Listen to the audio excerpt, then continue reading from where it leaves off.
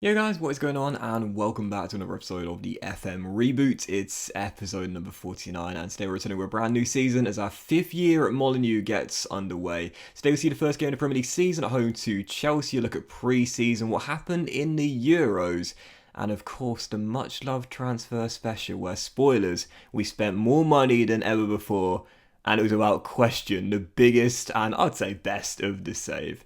Let's get to that first. You know, playing through, I was just so excited to show you some of the signings we'd made, and to reveal them one by one is going to be so fun. But as per usual, we'll start with the list of departures where, as you can see, it was mostly loans for our young players. The two noteworthy sales, well, you know about one of them, of course, Ruben Neves leaving for a record fee on my channel of 143 million.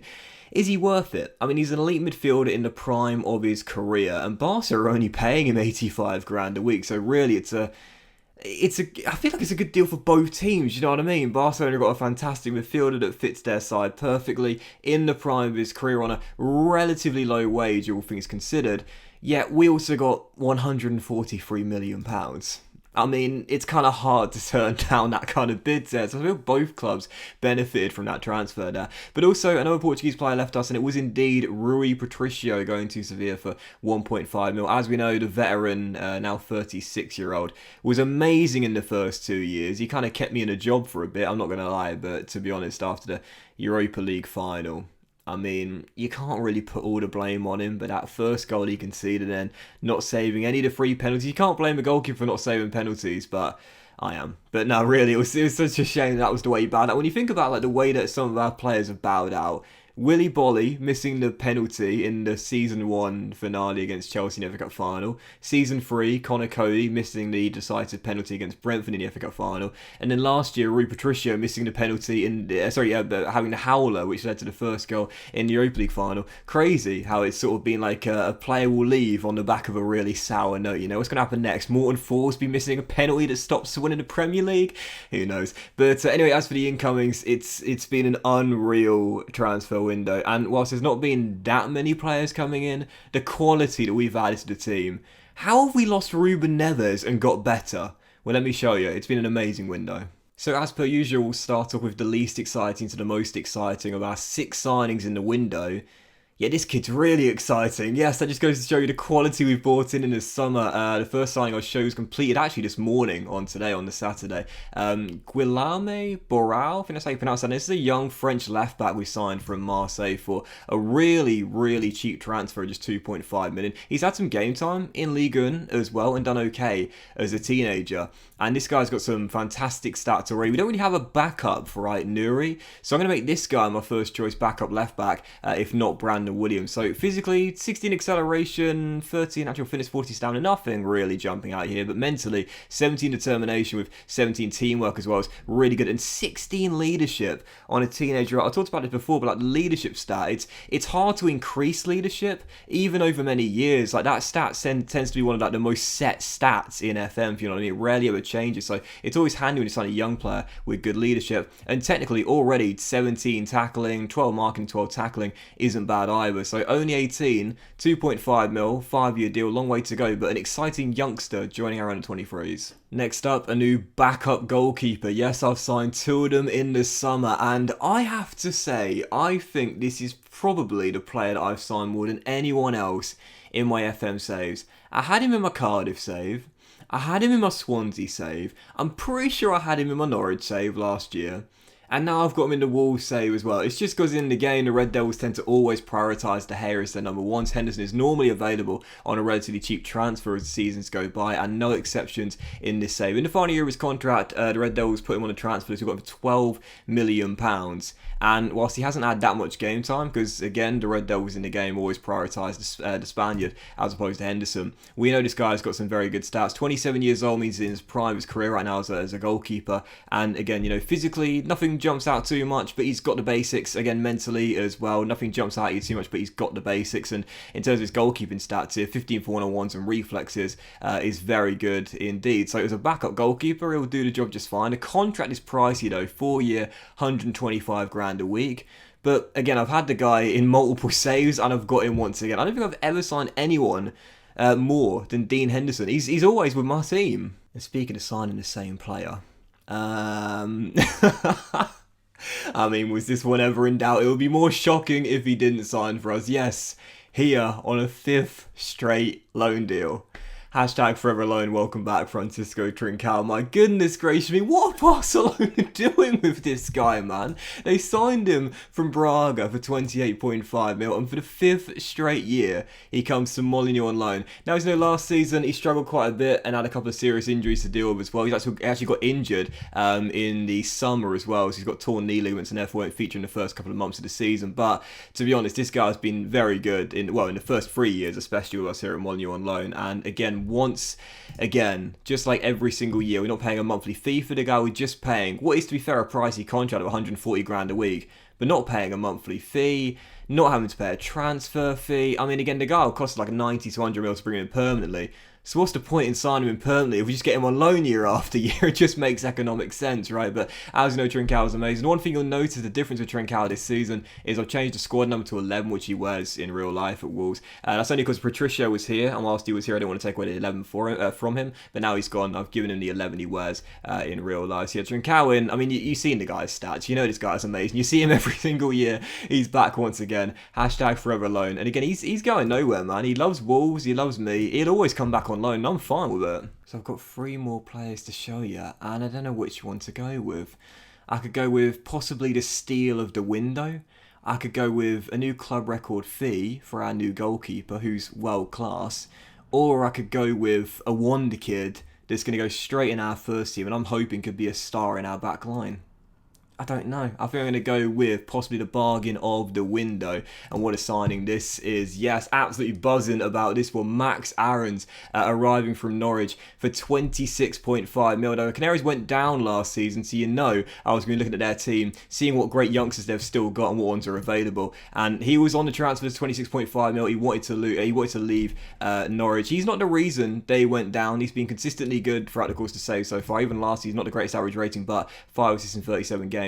Is pretty decent on a fullback. And as you know, Max Aarons is one of the best young right backs you can get in FM. The dude is absolutely rapid, very, very quick with great natural fitness and stamina, so handy on a fullback / wingback. Mentally, again, really good stats here. 16 determination, 14 for both teamwork and work rate. Really well balanced stats, really, all across the board mentally, and a couple of good standouts as well. And technically too, really good going forward. 15 dribbling, 15 first touch with 15 technique as well. And at the back, 14 for marking and tackling and 15 positioning as well. As a defence-minded right back, and when going forward, the guy's a complete package. 5-year deal, 120 grand a week. This to me on 26.5 mil is an absolute steal. We were looking for a long-term successor for Nelson Semedo. We found him in Max Aarons. This guy is an absolute bargain. And the penultimate signing I will show you is our new star goalkeeper. Club record fee. The media describe him as a world-class goalkeeper.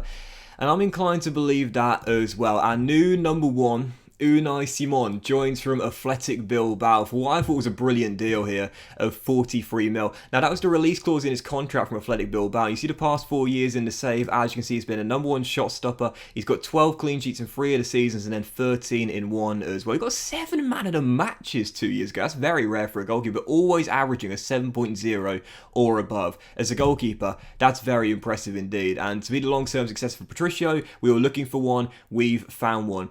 Not too happy about the red arrows, but I guess we'll have to a little bit. So yeah, me to describe him as a world-class goalkeeper, and based on the stats, I'm not going to dispute that. Again, physically, 6'3", so he's more than tall enough with a great long throw to start counter-attacks. We're really happy to have that trait. We don't really play on the break very often, but with the pace we've got, that could be really handy for our wingers. Again, you know, mentally too, he's got some decent stats here for a goalkeeper with 16 composure, 15 concentration, and 15 decisions handy on a sweeper keeper. 16 positioning, the most important mental stat for me for a goalkeeper with 16 vision, again, very handy for a sweeper keeper. And technically too, in his goalkeeping attributes, very good in the air, commands his box really well with 16 one-on-ones, 15 reflexes, and again, the kicking stand on the best at 13 with 12 passing too, but 16 throwing is really good when building from the back, as we like to do. So as a world-class goalkeeper, 5-year deal, again, really pricey contract, and I'm going to show you the finances section in a minute, because I know you're sitting there thinking, I don't want to see the spike in your wage budget, but you're going to see in a moment, it's bad, I'll be honest, it's bad, but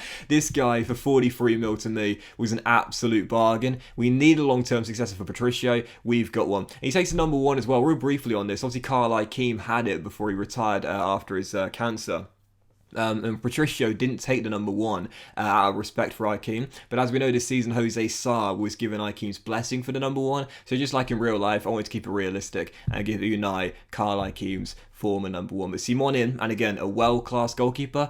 Hopefully no howlers in Europa League finals. That's the most important thing. And our 6th and final signing supposedly happened last season. I really hope in the next version of FM they change this, because it frustrates the hell out of me, because it goes towards the last season's transfer spend. But we signed him for 41 mil. At the time, before we signed Unai Simon, it was a club record fee. But there's a wonder kid coming in, another Belgian. The excitement is real. Yes, I'm so hopeful this guy is going to turn into one of the stars of the save. Johan Gauthier, he is a Belgian centre-half, only 18 years old, but already 13 caps, played at the Euros with Belgium. Media describe him as a certified wonder kid, and this guy cost me a pretty penny. I'm not going to lie. Now, if you watch a special in-depth look at the save, you would have seen this guy. I showed you to him in the last episode, so for those that watched that, you might have wondered, would I make a move for this guy? Well, I did indeed. There was interest from Manchester City, but thankfully it dropped off and we got him for his release clause of 41 mil. He's already been a regular with Club Brugge in the years he spent playing pro football, just 18, 17, and what would be 16 years old as well. And this guy's got the game time. He's already developed into a really awesome centre-half. And I love this guy's stats to pieces. And I'm so badly hoping, again, he gets even better than he already is. At just, again, 18 years old, he joins Keita as a great young Belgian talent. Now, physically, this guy is just a beast. He's 6'2". And when you look at these stats here, 15 acceleration, 17 agility, 15 balance, very handy on a centre-half with 16 jumping. And then you look at these stats here, 18 fitness, 16 stamina. And the fact that strength at 14 is his worst physical stat is mental, but his best, pace, 19. This guy is absolutely rapid. Balls in behind the back line are not going to bother this guy one bit. Now, mentally, these stats would, of course, improve over time with age, but they're not too bad. They're pretty well balanced here. And again, on a young centre-half, they're not too disastrous here. None in the single digits, so that's not too bad at all. He's got 14 positioning. He's got 19 teamwork with 18 work rate as well. Yes, the determination could increase. Hopefully it will, with the collective determination being higher than his current stat right now as part of our first team. But playing out in the back, he's got 15 for first touch, he's got 13 for passing, 11 technique isn't a bad, but defensively 13 heading, 15 marking and 15 tackling. This guy looks like an absolutely incredible young centre-half, and it cost me a lot of money to bring him in. I didn't want to have to pay the whole release clause, but in the end I thought if I've got to do it, I've got to do it. I need this guy in my team, man. I need a long-term success of a buy. I've certainly got one here. 70 grand a week, 5-year deal, but there's an option in contract extension 1 year as well, so that's brilliant there. So it's really a 6-year deal. And again, at just 18 years old, the guy's already got some incredible stats, particularly physically, and I really do believe he could turn into one of the best centre-halves in Europe. No doubt about it. Bold statement, but I definitely believe it, man, with the stats he's got already. And again, he's 18. He's 18 years old, man. Unbelievable wonder kid. So in the end, as you can see, we got 145 mil in the transfer window. Of course, practically all of that was on Ruben Neves' 143 million sale. And I can't believe I'm saying this, but we spent 125 mil combined for the 6 new signings we bought in. So we actually made a profit. Yet we made our team better. We got more depth to it. There's more first team quality. And again, I can't believe I'm saying this, but Ruben Neves, an elite midfielder, one of the best CMs in the game, him leaving us has seen Wolves get better. We're going to thrive in his absence, I believe, and I'm much happier with the team right now. Real briefly, I do want to show you the finances section because I know you're waiting for it here. Now, of course, our bank balance remains very, very high indeed after last year's prize money, TV revenue, so on and so forth, and of course, the Neves deal going through of 143 mil. But we did spend practically all of the budget we had on our new signings coming in, so there's very little to work with in the budget. So whilst the balance is really high, the budget is really low. So that's okay with me. I've got no plans to do anything more anyway, but I know the one thing you're waiting for now is the wage structure, and oh my goodness gracious me, yes, for the first time we're over 2 million. We're spending 2.13 mil a week on wages for a club of Wolves' stature. It's far too high. I'm well aware of that. I know that unless we get back in the Champions League, our bank balance is going to come down quite a bit. But you got to spend money to make money. That's the old saying, and I believe with our current crop of players, we can get back in the Champions League. I believe that. because again, we've not just strengthened our first 11, but we've strengthened the bench as well. You look at our assistant report here, and as you can see, there are far more strengths than weaknesses, much better than how we left last season, no doubt about that. There's very little here that concerns me much, if I'm being honest, apart from this one here. That is quite concerning, but the squad depth again has definitely gotten better. There's no doubt about that. I don't really see an area of concern now. I really don't. You know, I mentioned last season, where's our area of concern? We could possibly say fullback depth. Well, you know, Max Aaron's coming in alongside already. Well, Johan that can play there, but you won't play there, of course. Max Aaron's coming in, and of course the centre halves we already got here, plus Johan coming in as well. Miguel developing too. There's not really much concern in the fullback area, and as for the goalkeeper as well, Patricio might have gone. We've replaced him with a world-class goalkeeper, and Henderson's a better backup anyway than Patricio. So, yeah, I mean, I'm confident. I'm really, really confident. And I know, based on how the save has gone so far, you know what's going to happen. We'll have a great season and bottle it towards the end. But there's just something about this season where I just feel a lot more optimistic. Now, the dynamic screen, the team cohesion is good. The club atmosphere is excellent, almost maxed out, as is the managerial support as well. The only issue we've got with the players is that there was a bid from Hertha Berlin for Fabio Silva in the summer. It was about 70-something million. He's valued at 53 million. But I had no plans to let the guy go whatsoever. He's got 3 years left on his deal. He's 22 years old. We've now made him our starting striker ahead of Raul Jimenez, and he's also got a 1-year extension as well. So really, he's got an extra 4 years left on his deal. So there's no need to panic sell whatsoever. He's just going to get better year after year in his early 20s right now. He is now our first choice striker. He was amazing last year. And yeah, he's staying. He might want to go, but he's staying. And as for the hierarchy, as you can see, we have, of course, lost a couple of team leaders, Ruben Neves and Rui Patricio, both left. So we've now got a new one in there. Well, Raul became that last year. Also, Big Chris has now become a team leader. I did give Ward-Prowse the vice captaincy. It went to Ruben. It was Ruben Neves, sorry, but I've given it to Ward-Prowse. I was thinking Big Chris or Ward-Prowse, and you know what with James Ward-Prowse, he just seems to be a big game player, you know. And as the social groups as well, as per usual in the summer, you always have this 4 splits right now, but over time they'll all gel into the core, I'm sure. So moving on, the European Championship. I want to show you what happened in the summer. As you can see, the interesting trend of interesting winners continues. Yes, Serbia were crowned champions of the European Football Championship this year, beating England in the final by 3-1. If you took more Wolves players with your lads, I'm pretty sure we would have come out on top. And anyway, yeah, so Serbia were the winners of the European Championship. And I have to ask you guys this today as well. Are you finding this the same as me? Interesting winners. As we know, obviously, Croatia won it in the last one in the Euro 2020/Euro 2021. As we know, in the World Cup, it was Denmark. I think it was, sorry, I was trying to check again. Was it Denmark that won it a couple of years ago? I think it was Denmark. It was indeed Denmark that won the World Cup 2 years ago. And now Serbia, so the 3 winners of the European Championship and the World Cup have been Denmark in the World Cup and Serbia and Croatia in the Euros. No disrespect to those nations whatsoever. There's some great young talent there, but it is still quite interesting, isn't it? None of the European or major European powerhouses have managed to pick up the silver yet. But there's a tournament tree for you regardless, and who finished where. Wales also got to the semi-finals as well. Very interesting indeed. And yeah, again, the interesting trend continues. It's just fascinating to me, and I need to ask you guys, is it happening in your saves as well, or is it just mine? And as we're just about to move on to the season opener, a couple of things to show you. First and foremost, competition expectations for the new season. Finally, I'm so happy about this. The board say they don't care about the Carabao Cup. We'll never care about it in my saves, man. It's not important. Glad the board recognised that. FA Cup reached the quarterfinals. Last year knocked out in the 5th round by Everton. Europa League, last year's final shootout heartbreak. This year the board say reached the semi-finals. That to me is definitely minimum expectation. I want to win a bloody trophy. This or this, I don't really care. But as for the Premier League as well, once again the board has said finish in the top half. I love that to pieces, man. No ambitious expectations from the board. Just say finish top half. When you look at season preview as well, it's not a surprise the board have that aim because they recognise that really we're not quite at this level yet. Now I mentioned in the season finale, I think we're here. I think there's no reason we can't finish 5th like last year or 6th at the least, but 7th is the bare minimum for me. Now, I really believe we're better than the rest of the teams in the Premier League outside the traditional top 6. But to me, again, I think 5th and 6th is really where we should be aiming for, possibly sneaking into the top 4. So I'm happy with the board expectations being low, but again, we're going for 5th or 6th, just like last year as a minimum. And the final thing I'll show you before the season opener at home to Chelsea. And once again, by the way, look at this, our fixtures to start the season off. Chelsea on match day 1, we've got Brighton away on match day 2, and you've got Liverpool on match day 3, Spurs on match day 4, you've got Man City on match day 6. Why do we always have really tough starts to the season? It's so frustrating, but yeah, Chelsea on the opening day, real brief look at pre-season, relatively successful, but we did have a penalty shootout loss.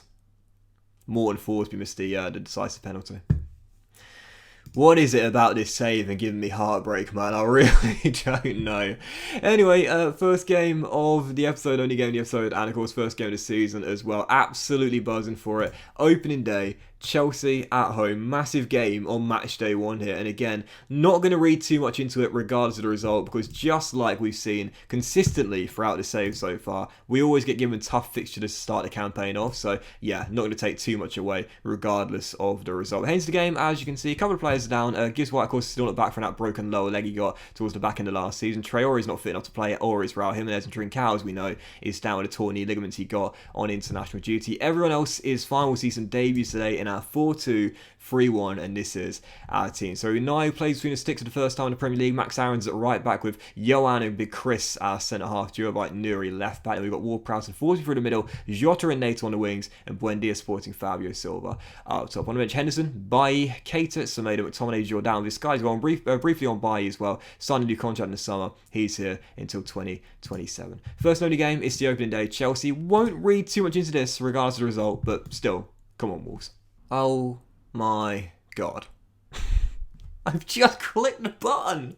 I literally just clicked the button, and 35 seconds in, Fabio Silva is forced off on the stretcher with a potential foot injury. It's probably broken. It's probably been twisted right around. Come on, game. I swear.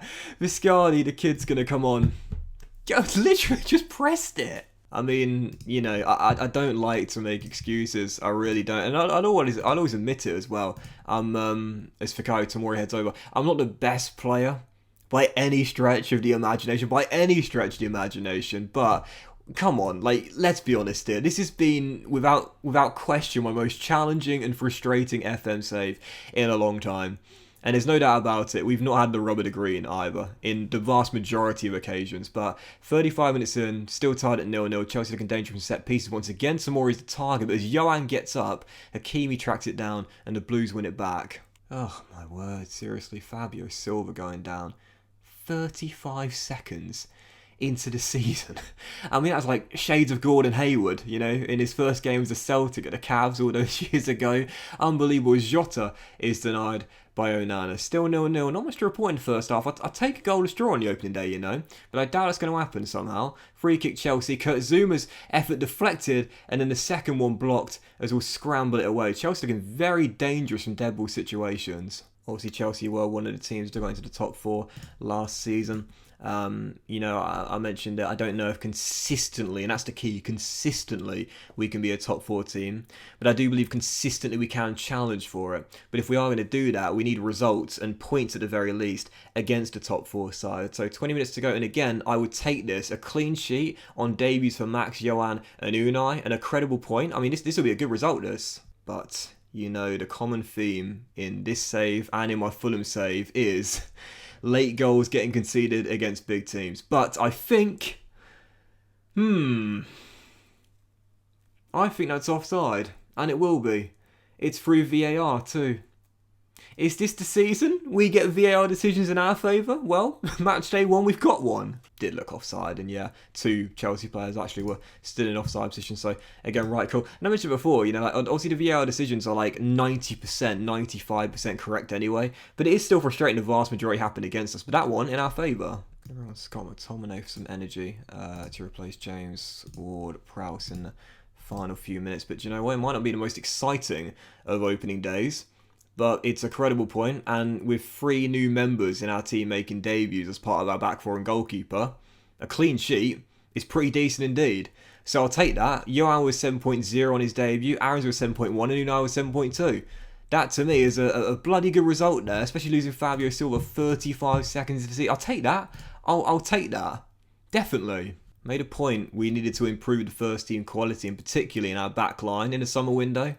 So a goalless draw against a good Chelsea side on the opening day, that's a good point. So Silva's injury in the end was a twisted ankle, so not quite as bad as it could have been. We'll pop him on the physio table for 3 weeks. Aaron's has just bruised his shin, that's totally fine. And that to me is a decent start. Not the most exciting, but if it keeps us consistently battling for a top 4 place, well, I'll take 0-0s against the big teams every time we face them. But that's all today's episode of the FM Reboot, guys. Big thank you for watching. Hope you have enjoyed it. If you have, then please drop a like. It's up to you all. Have a fantastic day. And we could return early with Liverpool and Spurs. Very early indeed. But I'm not too sure. We'll definitely do the Europa League group stage draw at the beginning of the next episode. But as for the fixtures, I don't know. I think that'll be the first game around here, plus Man City maybe? I don't know. We'll figure it out. Have a great day though, guys. Much love to you all, and I'll see you for the next episode of the FM Reboot very soon.